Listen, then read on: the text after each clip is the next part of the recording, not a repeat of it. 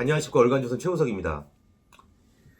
안녕하십니까. 월간조선 박희석입니다. 그 김의겸 더불어민주당 의원, 네. 김의겸 선생, 흑석 선생과 관련해가지고 오늘 얘기를 해보려고 하는데, 이 사람은 기자 출신인데도 그 제보의 어떤 진위 이런 것들을 갖다가 최소한 자기가 검증을 하지 않고 제보가 들어왔기 때문에 묻는 것이다 해가지고 지금 약간 궁지에 몰렸습니다. 네, 맞습니다. 그래갖고 이제 뭐 한동훈 장관한테 뒷공무 깡패가 어쩌니 저쩌니 이렇게 얘기를 하고 있는데, 하소연하고 있는데, 더불어민주당한테도 뭔가 도와달라는 식으로 하고 있는데, 더불어민주당은 지금 김의겸 선생한테 지금 신경 쓸 여유가 없지 않습니까? 그렇지 않습니까? 그렇죠. 지금 이재명 대표와 함께 동반 뭐를 할 것이냐 말 것이냐 이런 절체절명의 위기에 빠져 있는 상황에 누가 시간이 그렇게 남아 돈다고 김의겸 선생한테까지 그렇게 신경을 쓰겠습니까? 네. 근데 어쨌든 이 사람 하는 주장이 우리 같은 사람들한테는 상당히 비논리적이고 비상식적이다 이렇게 들린다 이렇게 생각하는 사람들이 혹시 많을 것 같아서 거기에 네. 대한 얘기를 한번 해보도록 하겠습니다. 그렇죠. 여기 김의겸 의원은 기자 출신이죠. 네. 뭐 저희도 기자 아닙니까? 이제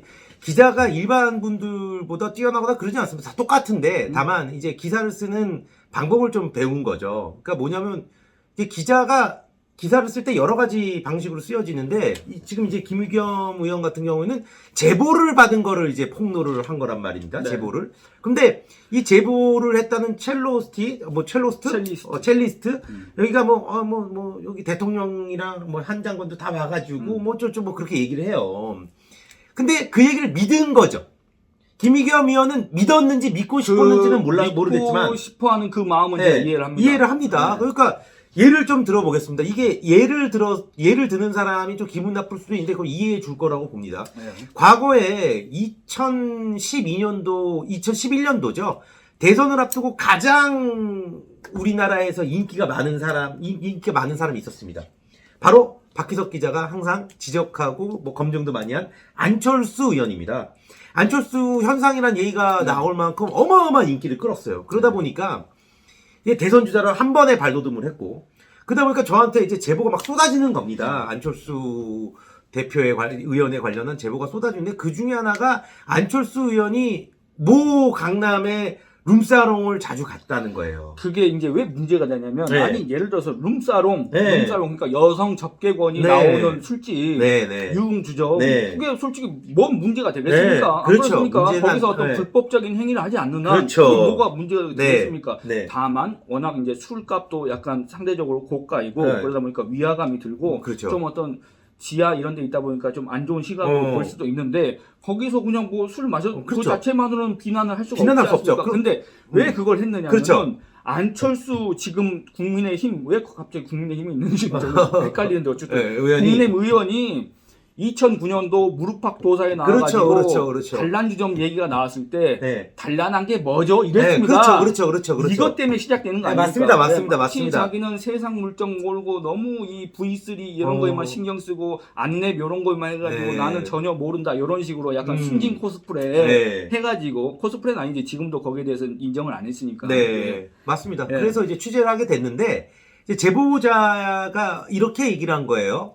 자기가 안철수 의원이 그런 곳에서 술집에 계신 여자분들과 찍은 사진을 여러 장 갖고 있다. 그거를 뭐 그 제보를 받고, 그 제보를 제가 직접 받은 게 아니라 어디 전직 정보 당국에 있는 사람한테 들으니까 좀 더 신뢰성이 있는 것 같아서 그분을 만나러 갔어요. 근데 엄청 무섭더라고요. 저랑 이제 같이 간 기자도 있었는데, 지금은 우리 회사에 없지만, 어떤 아파트 몇 호로 오라고 그래서 갔더니 그 소파에 이렇게 남자가 앉아있고 이렇게 뒤에 이렇게 남자들 둘이 서 있는 겁니다. 근데 남자가 이렇게 딱 몸도 좋고 막 그래요. 그러니까 제 느낌에는 약간 좀 이제 폭력 쪽, 깡패 쪽 그런 쪽으로 느꼈는데 어쨌든 그러는 겁니다. 그러더니 갑자기 저한테 그러니까 제가 물어봤어요. 이런 제보를 받아서 왔다. 그랬더니 다 갖고 있다는 겁니다. 어디 갖고 있어요? 그랬더니 너무나도 중요한 자료라 컨테이너에 있다는 거예요. 아, 그래? 컨테이너요? 하지만 최 기자 잠깐 내 말 끊지 말고 들으세요. 컨테이너에 있는데 제가 오늘 갖고 올 겁니다. 그러는 거예요. 갖고 어떤 사진이죠? 그랬더니 다 알면서 어쨌든 어마어마한 우리의 그 국가 세상이 뒤집어질 만한 사진이라는 거예요. 그러면 그때 당시에 제가 10년 전이니까 지금보다도 더 어리버리하고 더 혈기왕성했을 거 아닙니까? 너무 그 사진을 30대 입수하고, 초반. 예, 사진을 입수하고 싶어서 막 선생님 이게 있어야 됩니다. 특종을 쓰고 싶으니까 안철수 의원이 싫어서가 아니라 특종을 쓰고 싶었던 욕심에. 그거는 어떤 그 개인의 정치적 성향이 당연히 기사에 묻어 나와서는 네. 안 되겠지만 네. 그런 어떤 성향을 떠나서 그렇죠, 그렇죠. 이 일을 하고 있는 사람이라면 네. 그때 당시에 예를 들어서 안철수든 박근혜든 네. 뭐 문재인이 똑같습니다. 맞습니다. 그 대상이 누군지. 네, 맞습니다. 근데 그때는 제일 안철수 의원이 또 인기가 네. 제일 많았기 때문에 더 관심이 있었고, 그리고 또 이런 말을 하는 거예요. 지금 여기서 뭐 이세창 전 네, 뭐 자총. 자총 뭐 네. 부총재인가 이 사람이 네네 그걸 내가 어떻게 확인합니까? 뭐 이렇게 얘기했다는 거 아니에요. 그쪽 사람이 이러더라고요. 그러면 사진을 보여주기 전에 안철수 대표가 그때는 뭐 대표라 불렀는지 뭐라 불렀는지 뭐 안철수 그때 의원 안철수 교수? 네, 교수 그분이 그 간 거 맞죠? 그랬더니 제가 어떻게 그걸 제 입으로 얘기합니까? 아니 갖고 아니 사진이 있으신데 입으로 말씀하실 수 있는 거죠. 그랬더니, 사진이 다 설명해 준다고. 그렇게 막 1시간을 막 얘기하다가 이 사람의 결론이 뭐였는지 아십니까? 자기의 민원을 하나 들어주면 사진을 준다는 걸로 얘기가 바뀌었습니다. 그래서 제가 중간에 그 후배는 저보다 한 살이 더 어렸으니까 더 갖고 싶었나 봐요. 더 얘기하자는 걸 제가 끊고 그 사진이 없으면 제가 도와드릴 수 없습니다라고 나오려고 하는데 그 소파에 앉아있던 분 눈빛이 바뀌고 뒤에 있는 사람들이 좀 움직이더라고요.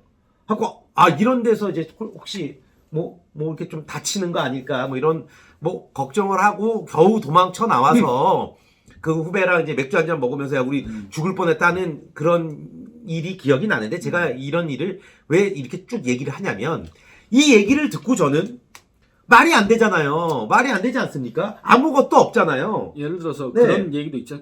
그 뭐 기왕 얘기가 네. 나오면 그 안철수 문제 가지고 네. 또 둘이서 같이 대전에 내려간 적이 있지 않습니까? 내가 그 얘기를 하려고 그랬어. 아니 그 뭐 자세하게 얘기할 필요는 없지만 그때 당시에 안철수 의원이 안철수 교수가 미국의 누구를 만나서 이런 얘기를 했다. 네네네네. 이게 아주 뭔가 기억은 안 나지만 아주 이 안철수 교수한테 타격을 정말 큰 타격을 입힐 거의 수 있는 거의 나라를 팔아먹은 듯한. 그렇습니다. 네. 이런 왜냐면 뭐 만나서 무슨 얘기를 했는지 아무도 아는 사람이 없는데 돌연 그 사람이 안다고 그런 그래서? 제보가 들어왔지 않습니까? 들어왔죠. 갖고 제가 같이 갔죠. 갔는데 네. 결과는 뭐 결과는 저랑 박 기자랑 그분이 나이가 되게 많았는데 우리 그때 소주 몇 병 먹었습니까? 한 15병. 예, 15 저는 먹고 기절했고 박 기자 끝까지 이제 이게 살아남았는데 그분이 말도 안 되는 친구 박 기자한테 그러니까 예를 들어서 그런 겁니다. 분명 얘기를 했습니다. 저희한테 그렇죠. 얘기를 했는데 네. 그러면 그 제보가 왔으면 그렇습니까 하고 그걸 기사로 쓰면은 그럼요. 그거는 정말 폐가 망신하고 그렇죠. 회사가 망하고 맞습니다. 앞으로 이 사회에서 생활할 수 없을 정도로 네. 내장당하는 맞습니다. 그런 맞습니다. 거 아니겠습니까? 그렇죠. 그런데 지금 유독 지금 우리 사회에서는 특히 윤석열 정부가 출범한 다음에 더불어민주당 사람들 특히 그 중에서 김의겸 선생 네. 이런 사람은 마치 아무런 검증 과정이 없이 마치 이 사람은 뒤에 아주 든든한 배경이라도 있다는 식으로 그러니까 뺏긴 것 같은데 그게 그게 뺏긴 것 같은데 그렇게 얘기를 하는 게 너무 이해가 안 되는 겁니다. 근데 이 김의겸 의원이 혹시나 국회의원이 가진 그 면책 특권, 국회의원이 국회 회기 도중에 직무상 관련해서 이렇게 발언한 거에 대해서는 법적으로 무슨 책임을 물을 수 없다고 네. 한 그 면책 특권을 믿고 이렇게 기세등등하게 다른 사람으로부터 가짜 뉴스 내지는 이런 식으로 네. 비판을 받는 이런 주장을 계속 하고 한다면 앞으로 상당히 어려워질 수가 있습니다. 그러니까요. 이게 이준석 씨의 그 성상납이죠. 성상납 의혹과는 이거 완전 다른 겁니다. 뭐냐면 이준석 씨의 성상납 의혹이 진짜처럼 느껴지는 이유가 여러 가지 정황이 있고 증거도 있고 증언도 있어요. 그렇죠? 근데 여기는 뭐 증언한 애가 갑자기 사라졌잖아요. 증언도 무슨 구체적인 것도 아니고 어디 술집이 어딘지도 모르고 술집이 어딘지 모르는 게 말이 됩니까? 저는 사실 그 제보자한테 술집도 들었어요. 그 안철수 의원이 자주 갔다 갖고 그 술집을 취재했는데 아니더라고요. 그렇지. 사실이. 그리고 그럼 그 사람이 그 로펌 소속 거기에 있는 변호사인지는 또 어떻게 알며? 그렇죠. 그다음에 걔네들이 다 같은 소속. 김현장? 그러니까 김현장. 김현장인지는 또 어떻게 합니까? 여기 난 김현장 이렇게 써놓습니까? 여기다 명찰 달고 있습니까? 그러니까요. 하나하나가 그럴 수도 있습니다. 명찰 달고 있었고 여기에 자랑하려고 써붙일 수 있는데 이게 우리의 상식으로는 이해가 안 되지 않습니까? 그러면 그렇죠. 그 어떤 의구심을 해소하기 위해서는 아주 구체적인 정황들을 갖다가 증언을 그렇죠. 하고 그 제보를 갖다가 검증해서 그걸 또 압축, 요약, 축약해가지고 국민들한테 설득력 있게 제시를 해야 되는데 그렇죠. 그게 바로 의혹 제기입니다. 음. 의혹을 설득력 있게 근거를 갖추고 제기를 해야 되는 거지. 이렇게 무책임하게 했다간 정말 큰 코 다칠 수가 있는 게 면책특권이 국회의원이 다 해당되는 게 아닙니다. 뻔히 허위인 걸 알면서도 그렇죠. 그거를 그 주장을 적시해 가지고 타인의 네. 명예를 훼손했을 때는 이거는 면책특권의 대상이 될 수 없다고 이미 2007년도에 대법원이 판시한 바 있습니다. 네네. 예. 그러니까 이 김의겸 의원이 법조 출입을 했는지 안 했는지 모르겠는데 법조 출입을 했다가도 이거를 지금 모르고 있는 것 같습니다. 그러니까 큰일 납니다. 네. 한동훈 장관, 뭐 저는 한동훈 장관이 정확하게 검찰 시절에 어떤 수사를 했는지 모르겠습니다만 우리가 지금 장관 취임 이후에 듣기로는 평가를 듣기로는 어마어마하게 꼼꼼하고 어마어마하게 그러니까요. 법리적으로 이렇게 탄탄한 사회 논리로 추종을 불허하는 그런 사람이다 이렇게 얘기하지 않습니까? 네. 이 사람이 공식 석상에서 네. 민형사상 법적 책임 묻겠다. 네. 김의겸 씨는 무슨 거짓말 가짜뉴스 면허라도 네. 갖고 있는 것처럼 맨날 저렇게 거짓말을 해야 되는데 네. 나는 끝까지 책임을 묻겠다 했지 않습니까? 네. 큰일 납니다. 여기 유시민한테도 이겼잖아요. 네. 유시민 씨는 네. 아마 한동훈이라는 이름만 들어도 밥맛이 떨어지고 그러니까요. 그럴 겁니다. 네. 근데 일반인들이 봤을 때 유시민 씨는 내실, 내용 그런 걸 떠나서 일단 이 속된 말로 말빨, 네. 말빨은 좀 있지 않습니까? 근데 김의겸 의원은 그런 것도 없지 않습니까? 대체 뭘 믿고 이러냐 그겁니다. 김의겸 의원이 믿을 거는 오로지 진실과 사실인데 네. 이게 우리의 상식으로는 도저히 사실로 받아들이기 어려운 구석들이 많다. 그러면 김의겸 의원이 지금 현재 무슨 깡패냐 나를 협박하냐 이렇게 하기보다는 자기가 검증 과정이 부족했는데 더 검증해서 내가 한동훈하고 한번 붙어보겠다. 네. 이렇게 하는 게 맞지 않습니까? 그러니까 제가 이번 시간에 꼭 드리고 싶은 말씀은 그 김의겸 의원이 한겨레 기자였다면 제가 만났던 안철수 의원의 제보를 받고 기사를 썼을 겁니다. 안철수 의원 사진도 있고 어디 강남에 좋은 데도 다녔다. 예, 이렇게.